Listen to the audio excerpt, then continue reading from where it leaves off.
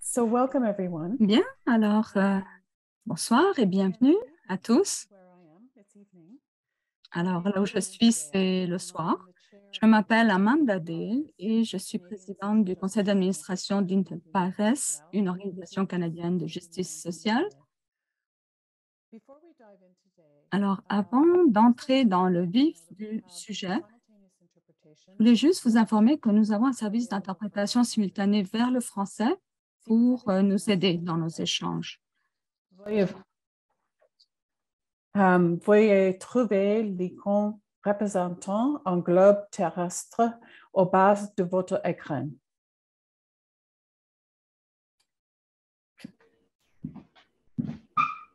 Oui. Cliquez dessus à sélectionner ensuite l'option française.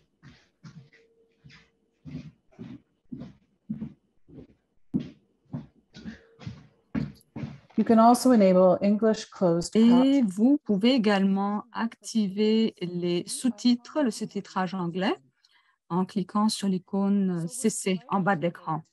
Alors, on est très heureux d'organiser ce soir le lancement du livre Secret Bundles Unborn. On a l'honneur de compter parmi nous trois invités extraordinaires qui ont toutes contribué au livre. Ce sont des femmes que j'ai eu l'occasion de rencontrer brièvement et je sais que vous allez ressentir leur engagement, leur sens de l'humour, leur profondeur. Alors, on a avec nous Morningstar mercredi, la sénatrice Yvonne Boyer et Alissa Lombard. Alors, je vais vous les présenter plus en détail un peu plus tard. On va projeter également un court-métrage qui met en scène Victoria Saxara, une autre collaboratrice d'Ayacucho, au Pérou. Avant de commencer, j'aimerais vous inviter à fermer vos micros si vous ne parlez pas. Alors, juste vous souvenir d'éteindre vos micros pour pas que ça interfère avec le son. Avant de commencer, j'aimerais rappeler que la terre sur laquelle Interpares est basée se trouve sur le territoire non cédé, non soumis à Anishinaabe, Omaniwini, le peuple algonquin.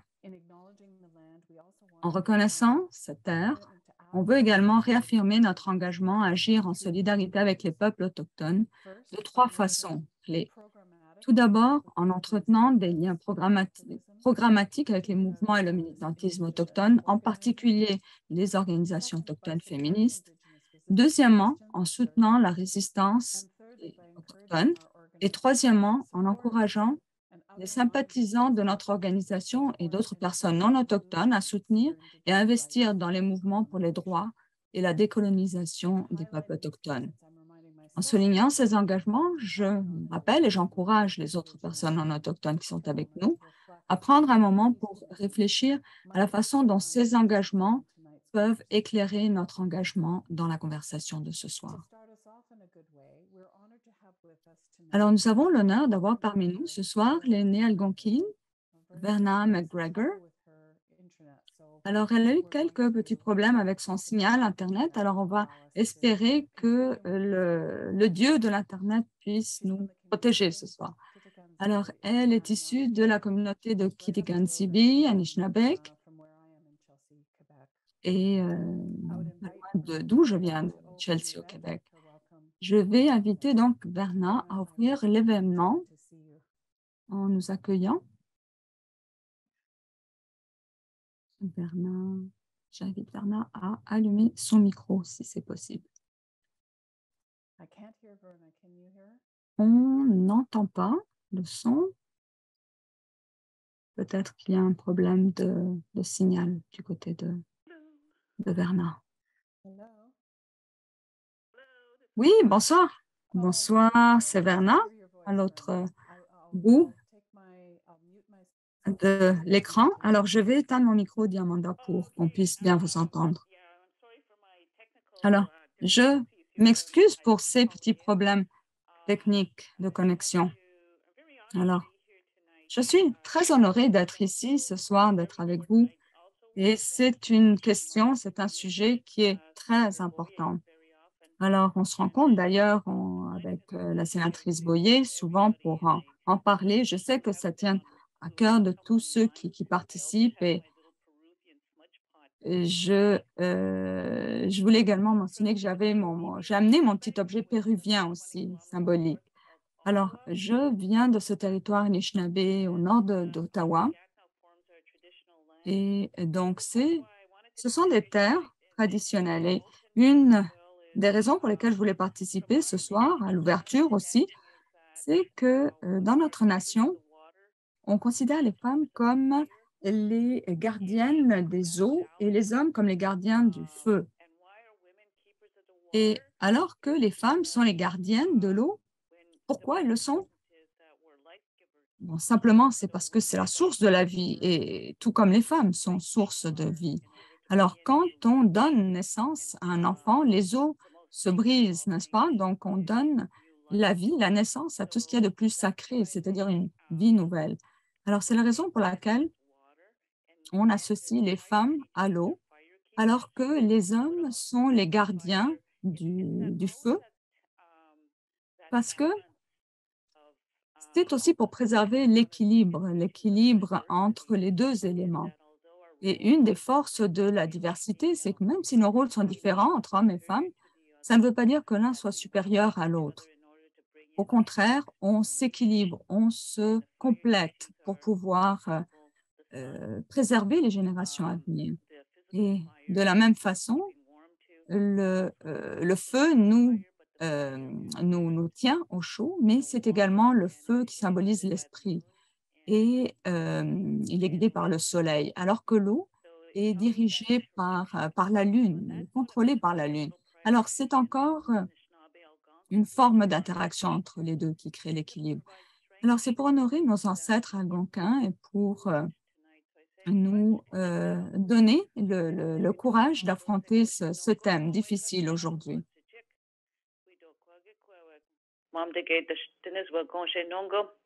Miigwechonde kakinaga gishen dano she mom de gain in the kimenon sky ki question cousin in the kimenon we do kwa kakina pumat chick. Miigwechonde kakina te kish gon keys is to be keys is a shit nung shag we do kwan no not to be keys is on jen nagado abdan kakina guch ni be punks inside gun kichigam. Miigwechonde ish kude kakimijin chimino objetoyan we do kwa ginin wa go jen nagado abdan kakina guch ish kude. Miigwechonje na sewen kagimijin chimino pamatsian. We do kwa kakina pamatchik onje that mom de get the jacques a jik mom ya COVID-19. Miigwechonje kakina ninjino and dogana kakina guje wesi sa kakina guje mijeski mashke ki mitigo a sinisa kakina guj. Miigwechonje ya kakina ninjino and dogana nimashom sanan na gok mesnan a shich ni dabano jishak ni don't in soje no gomanje Pashka dog makia abeno jishak kan shkwat ne gwe desimen ke go shit kana nos go ne gwe desimen shwen mishnon mi gwech onje kakina gijemane do mi gwech and what I just said is just Alors, ce que je viens de faire, c'est une expression de gratitude pour avoir pu se rencontrer ce soir, de pouvoir parler ensemble, échanger. Je remercie la Terre, l'univers, le ciel, le soleil, la lune, la terre, et donc autant l'eau que le feu. Les gardiens de l'eau, les femmes, et les gardiennes de l'eau et les gardiens du feu, les hommes. Et puis l'air qui nous entoure et tous ceux qui nous ont précédés. Et nous te demandons, Créateur, de nous guider dans ce chemin de guérison. Et merci, c'est ce que j'ai dit et répété à plusieurs reprises, miigwech, et j'ai bien hâte d'écouter ces échanges ce soir. Merci beaucoup, Verna. Et et merci d'avoir réussi à régler ce problème de son. C'est sans doute la force de la résilience, n'est-ce pas? Encore une fois. C'est notre résilience qui fait qu'on arrive à se rencontrer aussi ce soir. Alors, merci pour cet accueil chaleureux et pour nous avoir mis sur la bonne route pour cette rencontre ce soir. Avant de commencer, je veux m'assurer qu'on prenne soin de nous aussi. Alors, nous allons parler de sujets, de questions, d'enjeux très difficiles. Et même dans des moments où on se sent fort, ça peut déclencher des émotions violentes aussi. Alors, si vous avez besoin de vous lever, faites-le. Si vous avez besoin d'éteindre votre caméra, d'aller prendre un verre d'eau, de prendre une grande respiration, de prendre un thé, prenez soin de vous. Alors, on va également vous partager des numéros à appeler si vous avez besoin de parler ou si vous avez besoin de support, d'aide après. Alors, on va avoir la chance de parler un petit peu plus tard aussi de la force, la résilience de ces femmes qui sont rassemblées ici, qui ont voulu rassembler leurs expériences pour les transformer en force de changement. Alors, Secret Bundles Unborn, c'est un projet vraiment remarquable qui a été inspiré par Morningstar mercredi, qui a été vraiment la source de cette idée. Alors, j'aimerais vous remercier d'être là avec nous pour avoir partagé votre histoire et pour avoir inspiré d'autres femmes à le faire également. Alors, Morningstar mercredi est un membre de la Première Nation Athabasca Chipewyan sur le territoire du Traité 8. Elle est auteure, poète, artiste, chercheuse, activiste sociale, productrice. Et son travail de défense des droits s'étend sur plus de 40 ans. Elle a sensibilisé le public sur les questions des femmes et des filles autochtones disparues, assassinées, et sur la communauté LGBTQ pendant toute sa carrière. Elle milite pour la criminalisation de la stérilisation forcée et contrainte des femmes autochtones au Canada. Et au cours des 2 dernières années, Interpares a eu l'honneur de collaborer avec Morningstar à la production de ce livre, justement. Alors, quand on dit oui, nous, c'est l'équipe. Et en fait, c'est Bill qui est avec nous, Bill Fairborn, qui est une personne d'honneur, un homme d'honneur parmi d'autres hommes. Alors, merci beaucoup, merci Bill, d'être là pour nous guider avec, à votre façon, avec humour et délicatesse. Alors, Morningstar, avant de vous demander de nous parler un peu de la genèse du livre, je vais vous demander de lire un court extrait de votre propre contribution à Secret Bundles Unborn.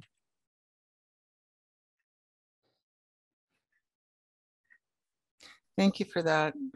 Merci. Merci pour cette belle présentation.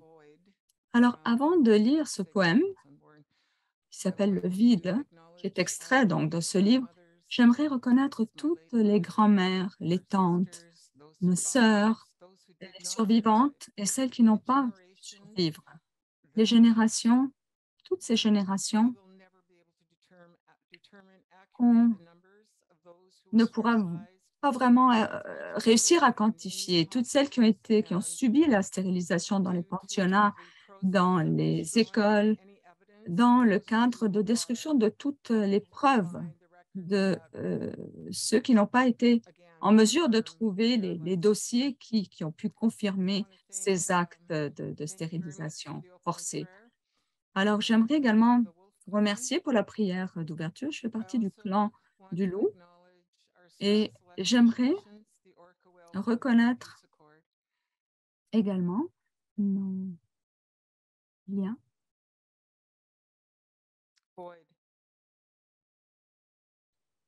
Alors, je lis ce poème. Le vide, silence fluide qui s'écoule et coule de mon sang jusqu'au tien, notre ligne de sang, notre tissu conjonctif qui forme un cordon ombilical. On partage plus que des rêves que j'avais de toi, de te tenir dans mes bras, de t'aimer, de te connaître. La nôtre est la vie. Est-ce toi ou moi? Est-ce que la déesse détermine la couleur de tes yeux, la teinte de tes cheveux, de tes poils, le teint de ta peau? Est-ce que les dieux et les étoiles célestes déterminent la carte du ciel, ton destin? Né de moi, ton feu intérieur, La passion, la curiosité insatiable sont ton héritage, une quête avide de l'inconnu universel, forgée par une innocence, un désir de retour quelque part, une insatiable quête telle que je pleure. Je vis maintenant pour la justice, pour la réparation, les réponses, même si personne ne pourra te ramener. Mes entrailles ont été crucifiées, ma lignée refusée. Avec toi, mon enfant, coupant à jamais notre cordon ombilical, brisant mon cœur, mais pas mon esprit. La fureur, la rage, une angoisse douce amère ont remplacé les douleurs de l'enfantement. Elles me torturent intérieurement, jusqu'à ce que je te nomme. Des décennies après que tu m'aies été enlevé contre ma volonté, sans mon consentement, quand j'ai été éviscérée, quand tu as été arraché de mon utérus.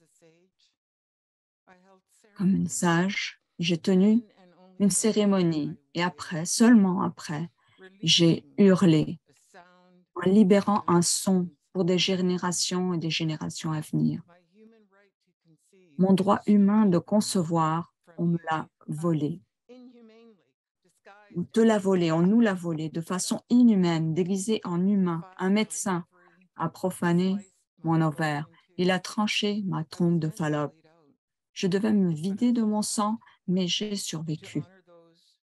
Pour honorer tous ceux qui, eux, n'ont pas survécu. Stérilisation forcée, mutilation incognito.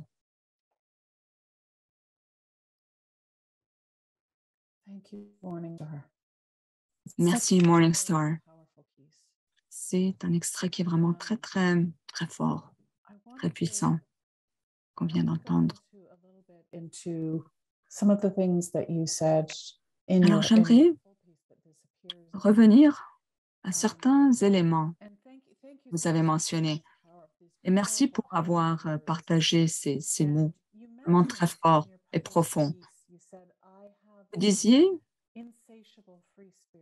vous parliez d'un esprit de liberté insatiable qui vous a amené à des parcours qui vous ont fait ressentir de la joie, mais aussi de la déception, de la douleur. Alors, je trouvais ça très beau. Et quand on revient à l'inspiration, ce qui a inspiré ce livre,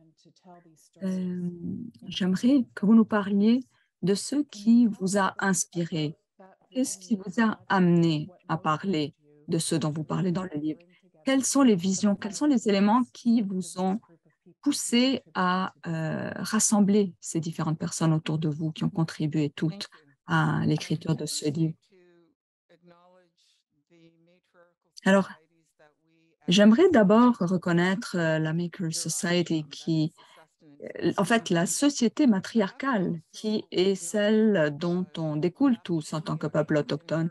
Et David Kuyak, en son temps, alors qu'elle était jeune, a passé une bonne partie de sa vie avec des aînés, à côtoyer des aînés. Au cours de sa vie, elle s'est adressée à ces aînés en leur posant beaucoup de questions. Et parmi toutes les histoires qu'elle a recueillies, elle est revenue au traité et le fait, surtout qu'on est une société matriarcale. Alors, quand les traités nous ont été imposés et qu'on a établi des territoires, comme moi je suis un territoire issu du territoire couvert par le traité 8, alors quand on dit tant aussi longtemps que les eaux vont couler, on s'adresse à l'eau, aux rivières. Donc ça veut dire tant aussi longtemps que l'on donnera la vie, étant donné que nous sommes nous-mêmes les porteuses de l'eau, de cette vie sacrée. Et donc, l'interprétation, si on veut vraiment s'y arrêter, si on veut s'arrêter à la métaphore, ça veut dire que nous, tant aussi longtemps que l'eau va couler, que les rivières vont courir, tant si longtemps que l'on pourra donner la vie. Alors, quand nos grands-mères et quand nos tantes et nos sœurs dans cette société matriarcale s'asseyaient pendant les rencontres qui devaient déterminer les traités, les femmes étaient gardées à l'écart de ces discussions, de ces pourparlers sur les traités. Et c'est là qu'on a imposé petit à petit, ou en bloc, cette hiérarchie patriarcale. Alors ça, c'est important de le reconnaître. Nous avons été exclus au moment des négociations. Donc, quand on parle en termes, quand on pense à cette rivière et au cours de l'eau, c'est ça que ça veut dire, tant si longtemps qu'on sera porteuse de vie. Maintenant, pour ce qui est des gardiennes du feu, je veux dire que avec tous les projets dans ma vie, j'ai toujours commencé avec la prière, avec l'offrande. Donc, j'observe toujours une cérémonie de smudge et je prie. Et dans ce processus, dans cette démarche, je reconnais que ce qu'on invoque, et je parle pour moi, en tout cas dans mes prières, j'invoque nos grands-mères, nos grands-pères, nos ancêtres, les guerriers, et je m'adresse à eux, à elles, et je leur demande de m'aider, de nous guider, de nous protéger. Et alors que je me tourne vers eux, je comprends que j'ai compris surtout quand j'étais à Ottawa, là on s'est tous rassemblés, et je ne me souviens plus exactement quel était le titre de la conférence à laquelle on a participé, mais à ce moment-là, j'étais entourée de femmes vraiment très iconiques à l'époque. Holly Salombin, Kelowna Sword. Donc, elles étaient toutes là autour de moi, rassemblées. Et elles me protégeaient en quelque sorte. Et tout ça, c'est arrivé à un moment tellement critique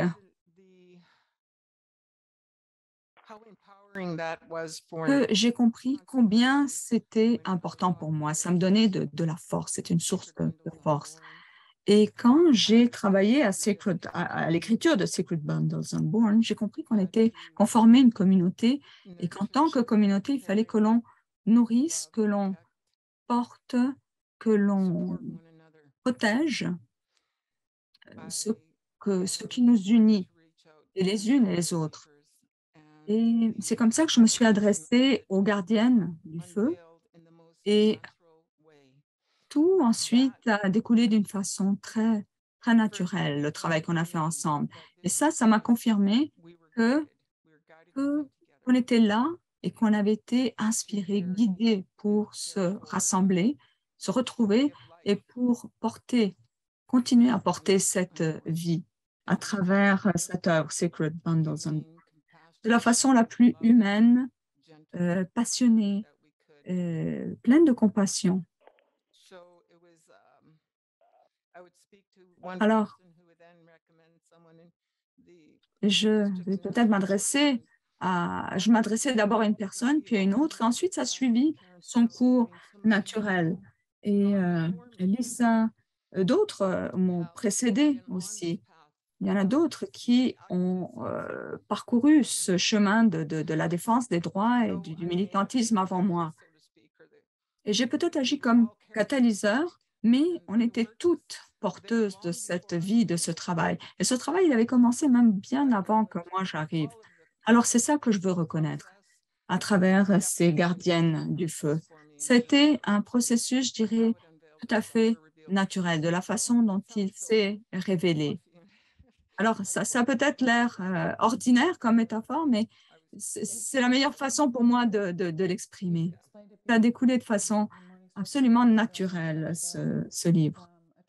Alors, merci. Vous l'avez bien décrit et c'est une description vraiment inspirante de ce qu'est un moment d'inspiration, traversé par les émotions, l'esprit, les luttes, la colère aussi et la poésie. Alors, merci beaucoup pour nous avoir livré aussi cet extrait. Et juste pour revenir à la naissance de ce qui est ensuite devenu une histoire internationale, je sais par Bill que vous avez déjà approché Interpares il y a plusieurs années pour recueillir le témoignage d'une femme péruvienne qui était elle aussi une survivante de stérilisation forcée. Alors, c'est son histoire, elle aussi, que vous avez intégrée dans votre livre. Et Victoria Saksara est présidente de l'association donc de ces qui regroupe ces femmes qui ont été victimes de stérilisation forcée. Et donc, c'est ce qui nous a fait réaliser aussi que c'était une pratique internationale. Donc, cette stérilisation forcée des femmes autochtones se faisait en fait, c'était fait sur échelle mondiale. Et donc, pendant des années, on a appuyé les efforts de Victoria et d'autres survivantes pour qu'elles puissent être mieux outillées pour défendre leurs droits. Alors, ce qu'elles ont fait auprès de la Commission des Nations Unies. Alors, pour des raisons logistiques, ça c'est impossible d'être avec nous, pour Victoria d'être parmi nous aujourd'hui, mais je sais qu'il y a quelqu'un qui l'aide à se connecter pour au moins écouter cet échange entre nous.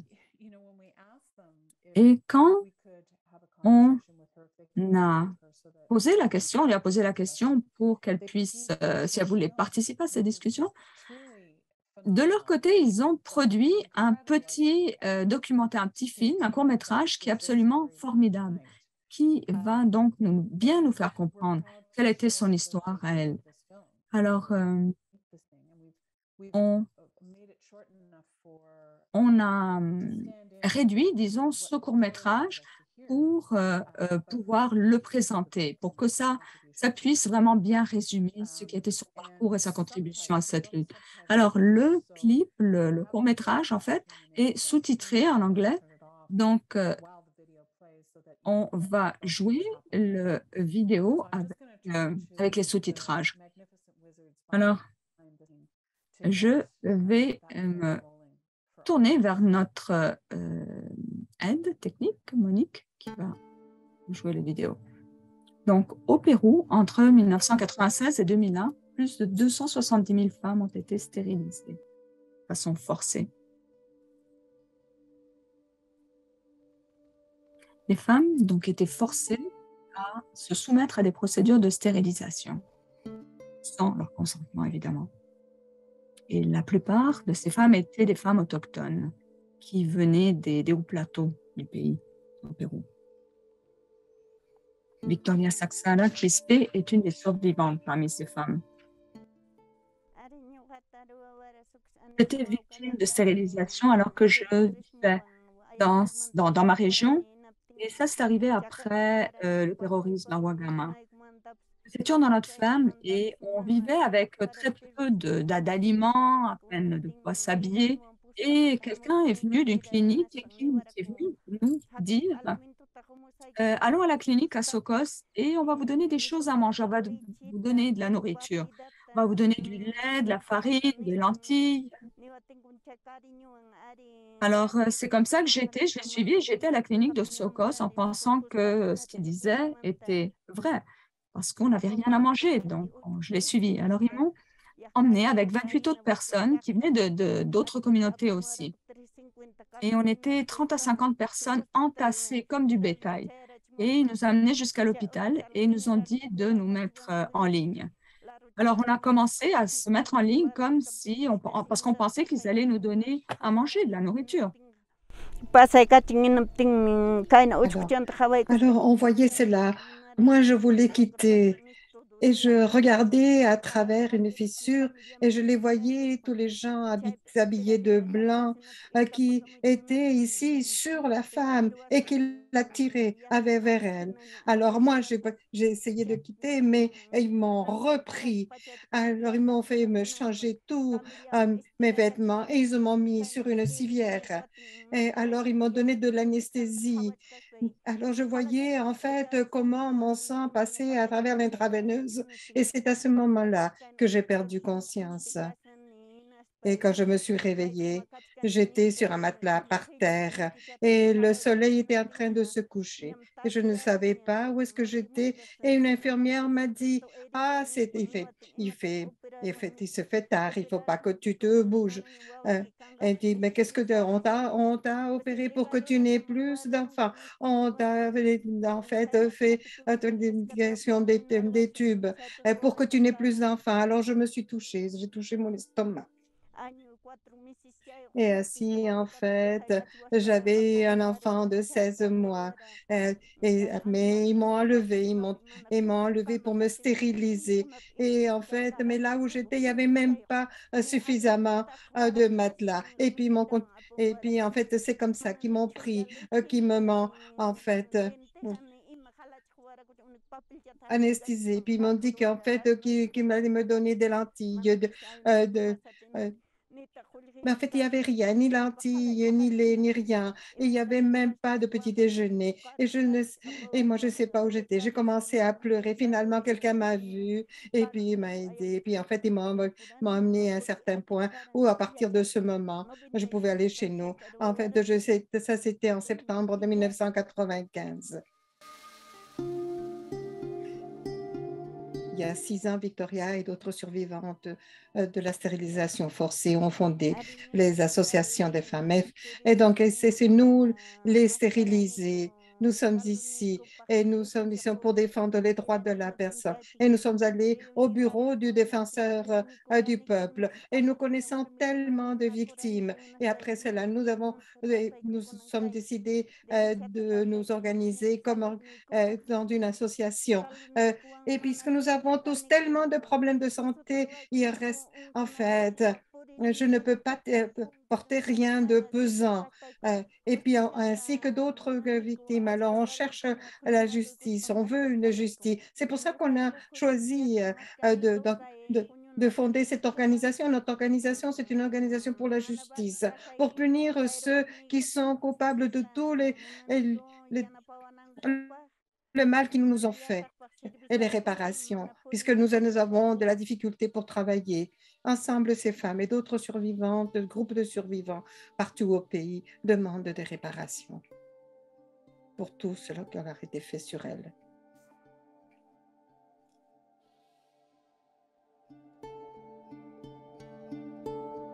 En 2016, la pression des survivantes et des avocats ont créé en fait un registre de victimes, quelque chose d'historique.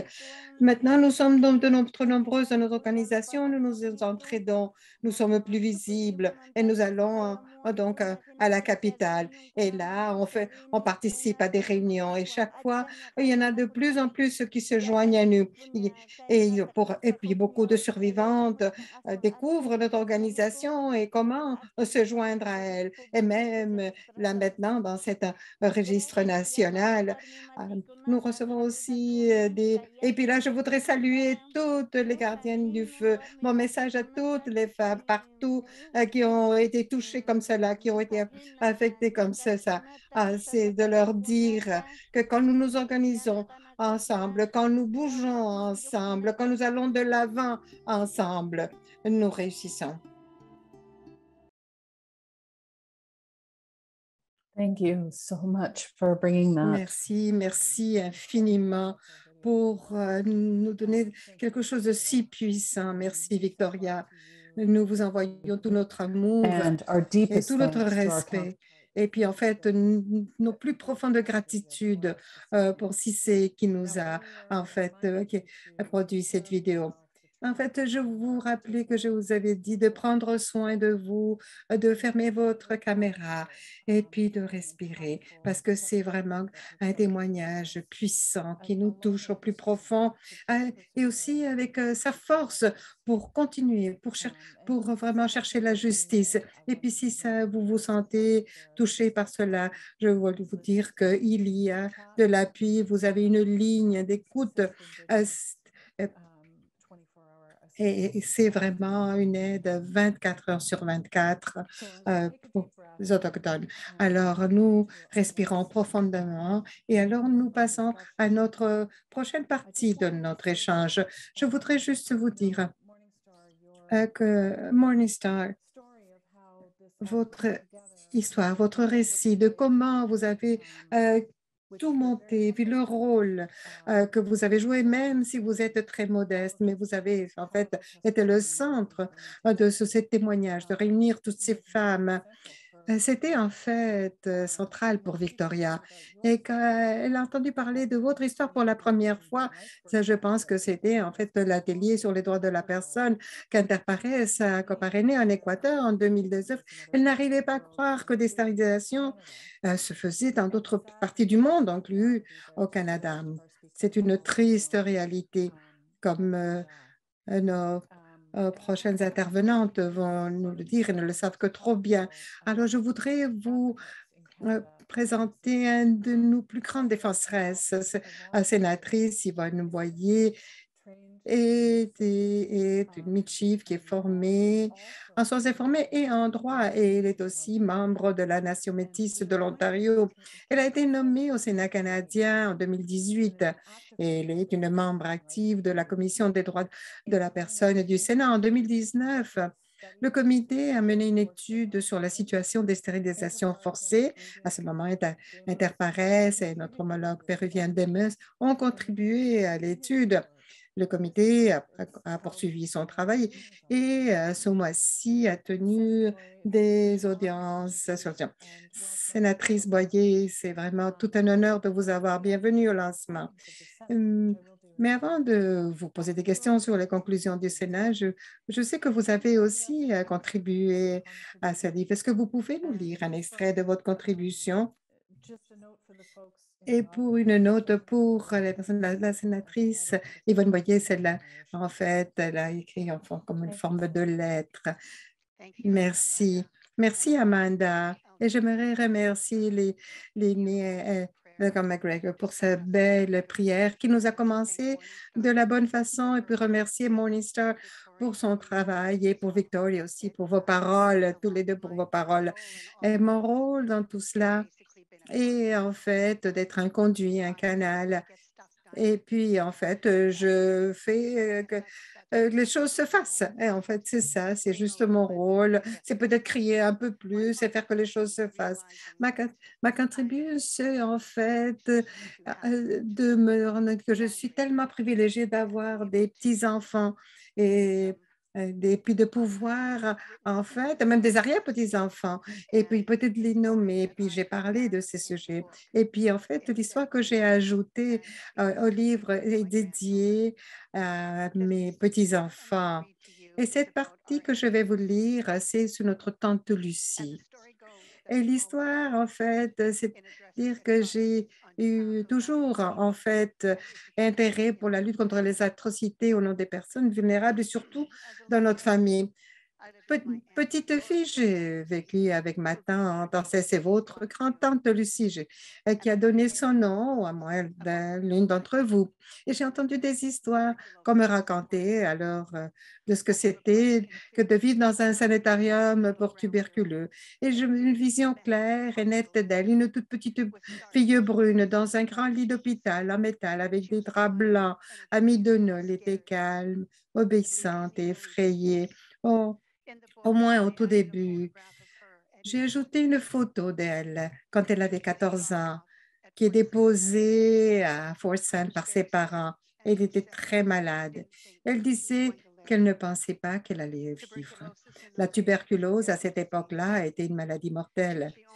Elle était la seule enfant à l'avoir contractée dans une famille de 13 enfants, et puis elle l'a attrapée d'une vache. On l'appelait ça la tuberculose bovine. Elle s'est logée dans sa colonne vertébrale. Je pense qu'elle a contracté la tuberculose des poumons lorsqu'elle était patiente enfant. Les médecins ont fait des expériences sur ses poumons, sur ses côtes. Tata avait une grande soif de connaissances et lisait un livre par jour. Elle devait utiliser en fait ces drôles de lunettes à prisme qui lui permettaient de lire un livre en le tenant dans ses mains, appuyé sur sa petite poitrine, et les miroirs des lunettes reflétaient les mots de sa poitrine vers les lunettes et ses yeux pour lui permettre de lire. Elle ne pouvait pas sortir du lit, elle était toujours alitée. Elle s'appelait Le livre s'appelait Chasing the Cure. Elle a passé 10 ans au lit à Fort Sam, dont 5 ans dans un plâtre. C'est vrai qu'elle a fait de nombreux amis, mais beaucoup d'entre eux sont morts. Elle me racontait combien c'était que d'être traitée différente à cause de la couleur de la peau et qu'en fait, que ce que ce n'était, comment c'était de ne pas pouvoir voir sa famille. Elle a vu sa famille une fois en 10 ans. Elle a parlé d'expériences faites sur des enfants et du fait que des monstres se promenaient parfois dans les couloirs sous forme humaine. Je pense que c'est grâce à elle et à ma chère mère que j'étais ancrée dans ce sens de l'importance de défendre ce qui est juste et de parler au nom de ceux qui ne le pouvaient pas, ceux à qui on a coupé la langue sous une forme ou une autre. En fait, le fait que je sois née dans une famille de frères m'a également aidée. J'avais eu peur d'un bon combat.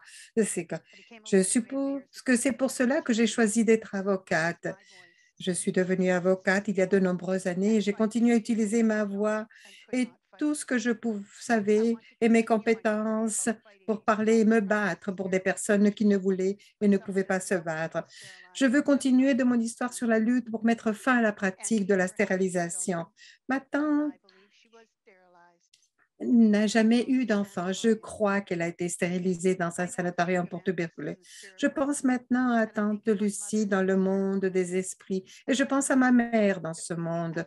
Et je crois que nous, les femmes, nous sommes reliées par quelque chose de si éthéré, si profond, si spirituel, qu'on ne peut pas le nommer dans nos langues, mais qu'on peut le décrire avec justesse comme ressemblant à des ailes de fée. Les ailes de fée sont faites de soie. Lorsque vous les étendez, que vous les regardez à travers le soleil, vous pouvez voir leur énergie vitale et leur vaisseau à travers. Elles étincellent de vie, elles brillent et scintillent.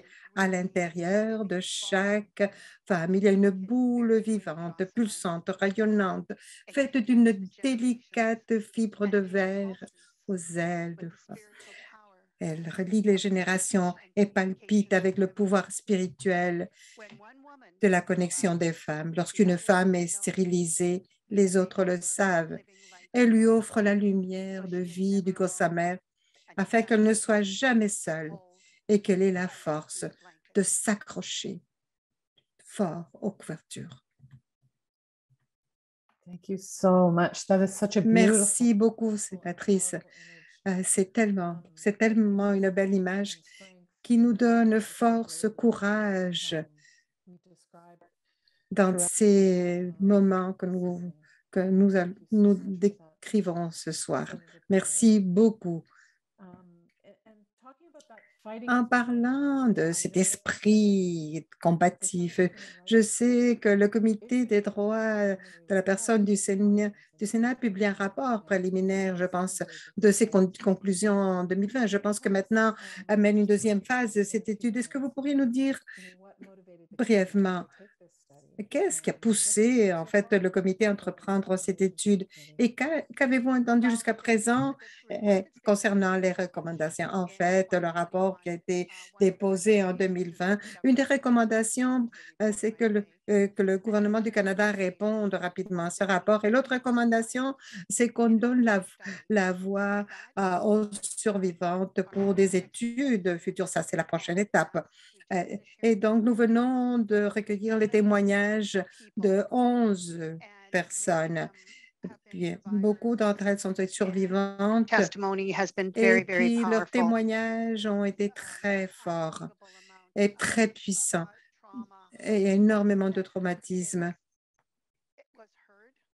qui a été dévoilé. Et puis, Canada devait l'entendre. C'était très, très important que ces femmes si courageuses viennent raconter leur histoire.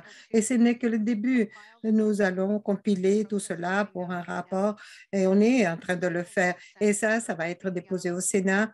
Et on espère que pour la fin de juin, et puis ça sera publié peut-être au début de juillet.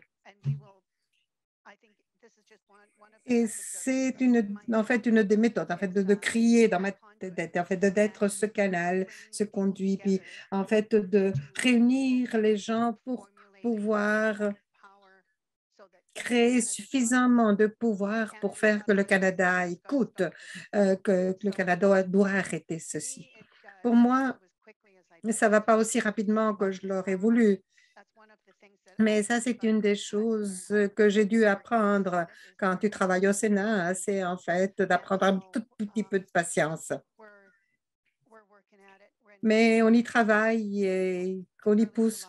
Et puis, il y aura un communiqué de presse au début de juillet et beaucoup plus de cris. Fantastique, on va être vraiment bien à l'écoute et on va crier avec vous. Et je sais que Interpares va être là pour appuyer ce travail.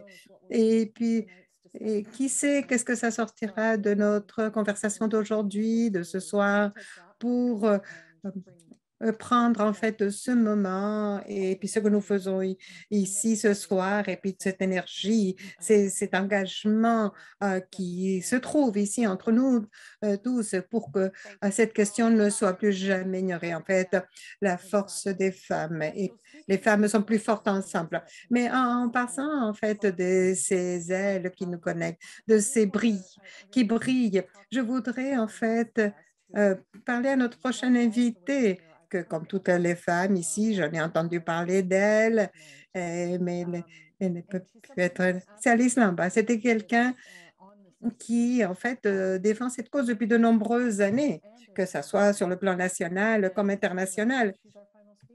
Et en fait, c'est Alissa Lombard. Et en fait, je suis de la nation Mi'kmaq, elle est avocate, elle représente des femmes autochtones dans des actions collectives contre les responsables de la stérilisation forcée et d'autres formes de violation obstétrique. Et en fait, l'expertise juridique d'Alissa est centrée sur les questions relatives aux inégalités de pouvoir et aux structures conçues pour y remédier. Ses recherches universitaires portent sur les injustices en matière de reproduction subies par les femmes autochtones dans le monde entier et sur la responsabilité constitutionnelle des professionnels de la santé et de leurs organismes de réglementation. Alissa, j'ai entendu parler de vous par l'Association des femmes des avocates et puis en fait, je sais que vous êtes aussi une gardienne du feu. Est-ce que vous pouvez lire aussi un extrait de votre contribution au livre, s'il vous plaît? Merci Amanda, merci Lily McGregor pour ces mots et puis tous les mots qui étaient devant moi, qui ont été avant moi, de Morning Star et sénatrice Boyer. Merci Amanda pour en fait nous tenir sur notre tâche et pour respecter le temps, Amanda. Ma lecture ne sera pas du tout aussi touchante que celles qui m'ont précédée, mais j'espère que ça va être éclairant et puis que ça va être utile. Alors voici. Aucun des mots que je vais partager ne sont pas les nôtres. De nous, les Mi'kmaq, en fait, l'autonomie, on le voit comme avec deux mots. Assumption, ça veut dire que tu avais le contrôle de toi-même, de ton propre autonomie. Et Geskelumsen, que ça veut dire que tu as une grande préservation de soi. En fait, tous les éléments du consentement sont dans la loi des droits de la personne. C'est là où aucune procédure, c'est le consentement s'établit à travers toute une série de prérequis juridiques. Non-emergent and non-therapeutic. Et si c'est pas non-thérapie, c'est par exemple en fait le contrôle des naissances permanentes, c'est une des choses. Et en fait, c'est le médecin qui va obtenir ce temps. Il doit démontrer que c'est légitime. Le consentement légitime, ça doit être de façon volontaire, exempt de coercition, d'influence indue, fournie par un patient. Sur un patient peut se référer à la fois à la procédure spécifique et aux chirurgies opérant et en être informé. Il incombe au médecin de prouver que tous les éléments du consentement sont réunis. Il y a une différence entre l'existence de principes juridiques protecteurs et leur accessibilité réelle aux groupes marginalisés de population et de sexes historiquement opprimés, comme les femmes autochtones. Lorsque les obstacles à l'accès à la justice ou à la protection juridique se font sur la base de la race et puis du genre, en fait, en fait, les chances d'obtenir une mesure de justice sont moindres pour le groupe victime de discrimination que pour une personne qui n'en fait pas partie de ce type de groupe. Il en résulte une discrimination systémique alimentée par le racisme et le sexisme. Je ne connais pas de cas où un homme présent dans un local d'accouchement a été abordé avec précipitation, lui indiquant qu'une vasectomie était nécessaire en raison du nombre d'enfants qu'il a, de sa capacité perçue à les entretenir ou de sa capacité perçue à les enlever. Je dirais que c'est inacceptable, mais il est encore moins acceptable qu'une femme en travail et en accouchement soit approchée avec une proposition similaire sans bénéficier des garanties inscrites dans la doctrine du consentement. L'inaction permanente de l'État, l'impunité, le manque de responsabilité exacerbent le problème et le sentiment de violation chez les survivantes.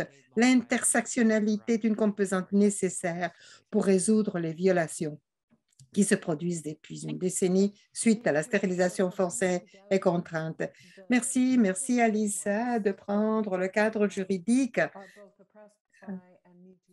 puisque nous sommes en fait supprimés et puis que nous subissons le colonialisme, la misogynie, qui est basé par la misogynie. Puis merci beaucoup pour le travail si soigné que vous avez fait. Et puis j'ai tellement de questions à vous poser, Alissa, mais étant donné qu'on n'a pas beaucoup de temps, étant donné aussi la nature du groupe de personnes que nous avons ici aujourd'hui et puis les récits que nous avons entendus. Je sais que vous avez rencontré Victoria lors de la rencontre internationale en Équateur et que vous avez participé à de nombreux efforts internationaux pour attirer l'attention sur la situation des femmes touchées par les stérilisations forcées ou sous contrainte. Pouvez-nous en parler un peu de ce travail au Canada? Bien sûr, il y a eu toute une série de causes qui sont maintenant dans les tribunaux, donc je ne peux pas en parler. Ils sont dans une étape de pré-certification. Concernant le plaidoyer international, la défense, j'ai rencontré Victoria et quand je suis allée chercher ce châle ici, juste pour que, en fait, si j'avais quelque chose, et quand sa vidéo, en fait, est venue, je me suis rendu compte que, tu sais, vraiment, ce châle a été fait au Pérou. Je l'ai fait tout à fait par hasard que j'ai fait quand j'ai mis ce châle. C'est comme avoir une couverture toute chaude sur moi, et puis en parlant de ces enjeux. Ce qui s'est passé sur le plan international, j'ai voyagé aux Nations Unies à Genève pour parler au Comité des Nations Unies contre la torture et avec un certain succès. Et j'ai aussi allé à différents endroits dans les Amériques. Mais ce qui est clair, c'est que vous allez en fait sur ces questions, les résultats sont les mêmes. Peut-être que les détails, en fait, mais les résultats sont peut-être différents, mais les résultats sont les mêmes. Les survivantes partagent les mêmes histoires de perte, de deuil. Je pense qu'en faisant cela, il a été très clair que le consentement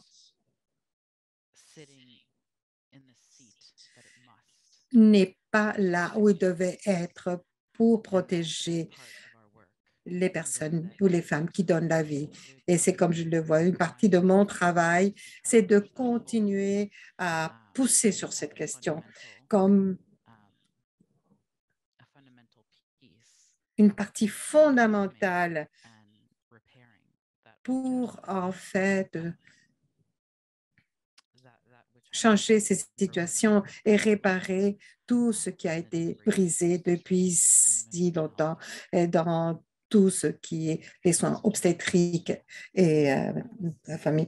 Je ne sais pas si ça a aidé. Oui, en fait, je sais qu'il y a eu le rapporteur spécial sur la violence faite aux femmes avait commencé une étude sur la violence obstétrique. Et je pense, et puis c'est clair comment les femmes sont brutalisées dans leurs entrailles. Et puis je pense que vous nous avez, en fait, c'est très beau ce que vous avez fait ensemble, d'avoir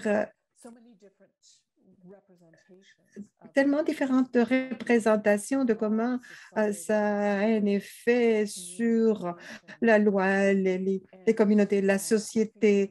Et je pense qu'on a vraiment un panorama très complet. Et puis, en fait, aussi des outils que nous pouvons utiliser. Alors, je vous remercie profondément de comment vous avez vraiment présenté toute cette conversation. J'ai des petits lutins qui travaillent dans les coulisses, voir si il y a en fait, des questions. Et puis, il y a aussi beaucoup de messages pour Victoria qu'on va transmettre. Et puis, je veux m'assurer aussi si vous avez des questions pour que vous posez-les, pour que les lutins après me les montrent. Et aussi, je voudrais maintenant aller vers la fin de façon très respectueuse dans le cercle que nous avons créé aujourd'hui pour être ensemble.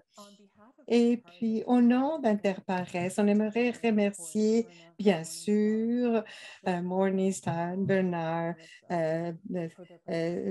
Alissa, sénatrice Boyer, pour être si généreuse et aussi pour être si puissante, si forte.